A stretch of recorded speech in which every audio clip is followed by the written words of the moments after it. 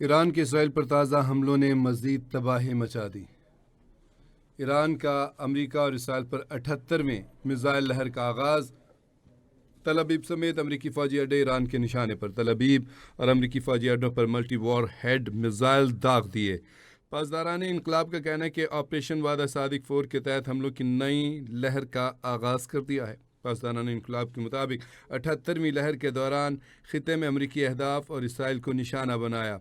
पासदारान इनकलाब का कहना है कि इलात, देमोना, तल अबीब पर मल्टी वॉर हेड मिज़ाइल और ड्रोन्स के साथ हमले किए।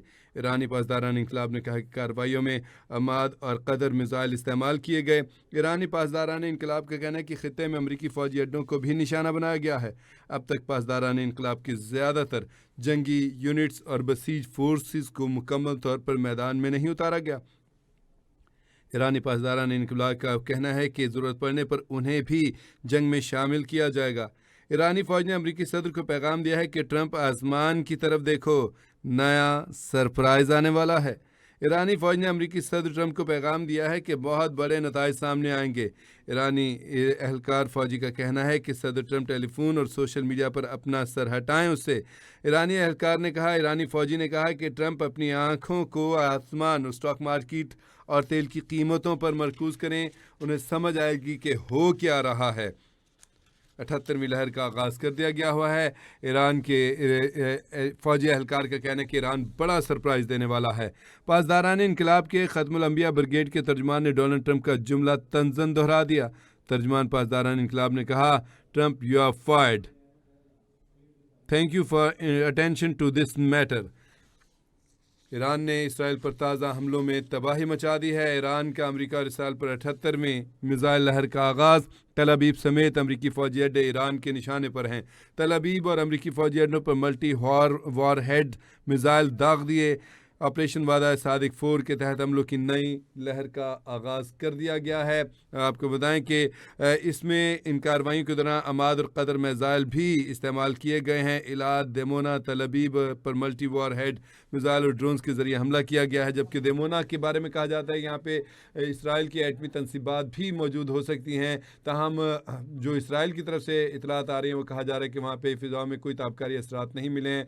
मतलब उनका कहना यह है कि उसकी एटमी जो तनसीबात हैं वो बिल्कुल महफूज हैं। लेकिन ईरान जिस तरह से ताबड़तोड़ निशाने बना रहा है, अगर आसमान से देखा जाए तो इस टाइम तल अबीब और ईरान जो इसराइली शहर हैं वो बिल्कुल गज़ा के मंजर पेश करते हैं। जिस तरह गज़ा को तबाह बर्बाद किया इसराइल ने, बिल्कुल वही हशर अब इसराइल के अपने शहरों का हो चुका हुआ है। तल अबीब, इलात और दीगर जो इनके शहर हैं, देमोना और बाकी जो शहर हैं, उनकी हालत बहुत ज़्यादा नागुफ्ताबे हो चुकी है। इमारतें जो हैं वो तबाह हो चुकी हैं। खंडरात का मंजर नज़र आता है आसमान से देखने पर और वाज़े तौर पे बड़ी तादाद में हलाकतें और ज़ख्मी हैं। ताहम इसराइल हमेशा से हलाकतों और ज़ख्मियों के असल हक़ाइक़ को छुपाता है और वो इसके बावजूद, क्योंकि बड़े पैमाने पर जब हलाकतें होती हैं या नुकसान होता है तो ऑटोमेटिकली उसको कितना भी छुपाया जाए कुछ ना कुछ खबरें बाहर निकल ही आती हैं।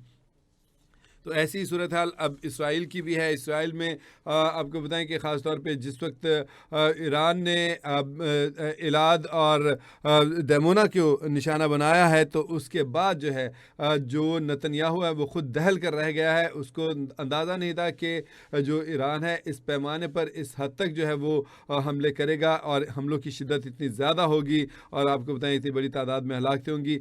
ये जो गले में अपनी घंटी इन्होंने ख़ुद बांध ली है। अब ईरान इनके लिए कंबल हो चुका है जिससे ये जान छुड़ाना चाहते हैं, लेकिन कंबल जो है वो जान नहीं छोड़ता है। ईरान ने कहा है कि हम इससे इसराइल से बदला ले के रहेंगे और अमेरिका को सबक सिखा के रहेंगे।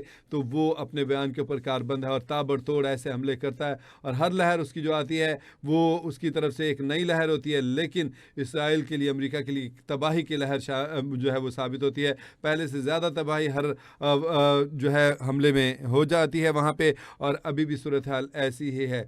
इसराइल के वज़ीर-ए-आज़म नेतन्याहू जो है वो सर पकड़ के बैठ चुका है कि अब इस सूरत को किस तरह से निपटा जाए। यहूदी खुद वहाँ पे मुसलसल गिरिया कर रहे हैं, रो रहे हैं, तड़प रहे हैं कि ये क्या हो गया, हमारे साथ किस तरह से मामलात हो गए।